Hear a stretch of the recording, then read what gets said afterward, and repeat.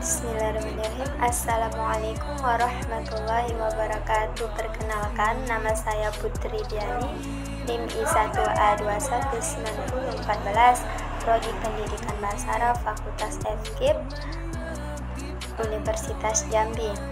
Tujuan video ini yaitu buat UAS mata kuliah Balaghah Ma'ani. Di sini saya akan menyampaikan atau menjelaskan pembahasan materi yang berjudul pengertian kalam khabari, tujuan kalam khabari, dan jenis-jenis kalam khabari. Saya mengambil penjelasan ini dari kelompok 5. Kalam khabari terbagi menjadi dua macam, yaitu kalam khabari dan kalam insya'i.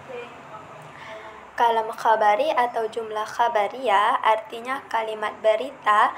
Kalau dalam bahasa Indonesia, kalimat berita diartikan kalimat yang memberikan atau memaparkan sebuah kejadian atau peristiwa. Mahtamala al-sidqu wal kidhb. Kalam khabari adalah pernyataan yang mengandung kebenaran dan kebohongan.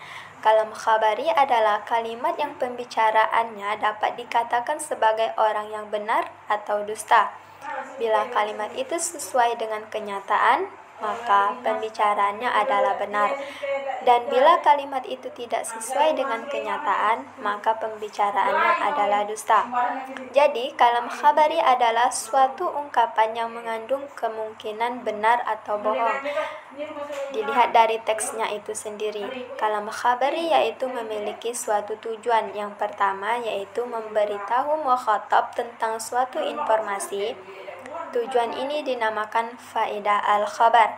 Yang kedua, diucapkan kepada orang yang sudah tahu dengan tujuan agar orang yang diajak bicara tidak mengira bahwa ia tidak mengetahuinya.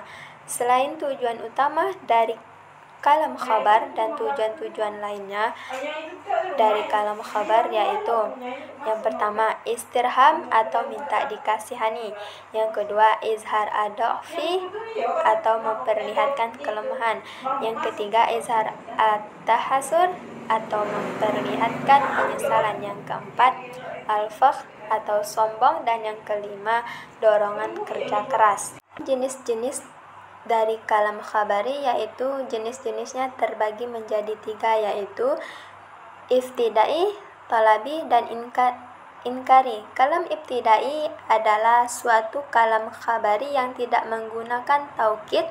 Kalam ini digunakan untuk orang yang tidak tahu sama sekali atau Khalid al-Zidni. Kalam yang kedua yaitu kalam talabi adalah suatu kalam khabari yang menggunakan suatu taukid.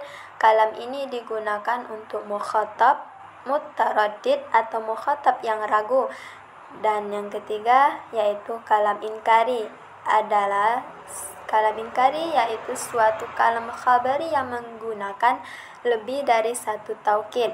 Kalam ini digunakan untuk mukhatab munkir. Dalam kenyataan, sering terjadi penyimpangan dari kaidah dan aturan umum seperti ungkapan ibtidai untuk inkari atau sebaliknya ungkapan inkari digunakan untuk mukhatab ibtidai. Baik, saya akan menyampaikan contohnya dari jenis-jenis kalam khabari. Contoh dari kalam ibtidai yang pertama yaitu akhuka qadim, artinya saudaramu datang. Dari perkataan tersebut, pembicara ingin menjelaskan kepada mukhatab apa yang belum diketahui oleh mukhatab bahkan 1%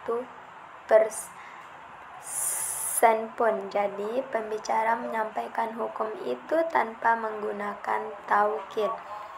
Adapun contoh dari kalam talabi yaitu seperti inna akhaka qadim, artinya sesungguhnya saudaramu datang. Dari kalimat ini pembicara ingin menjelaskan kalam khabar kepada mukhatab dengan menggunakan taukid, karena pembicara menilai perlunya memberi taukid untuk menguasai mukhatab yang sedikit ragu-ragu dan khabar yang kita sampaikan, maka sebaiknya pembicara harus menyisipkan satu taukid atau penguat. Adapun contoh dari kalam inkari yaitu seperti Quran Surah Al-Imran ayat 186, yaitu litublawunna fi amwalikum wa anfusikum. Artinya kamu sungguh-sungguh akan diuji terhadap harta dan dirimu. Pada contoh ini tergambar bahwa mukhatabnya mengingkari dan menentang isi beritanya. Dalam kondisi seperti ini, kalimat wajib disertai beberapa sarana penguat yang mengusir keingkaran mukhatab dan menjadikannya menerima kalam khabar yang disampaikannya. Pemberian penguatan ini harus disesuaikan dengan frekuensi keingkarannya. Baik, itu saja yang saya sampaikan. Cukup sekian. Jika ada salah saya mohon maaf. Syukron. Wassalamualaikum warahmatullahi wabarakatuh.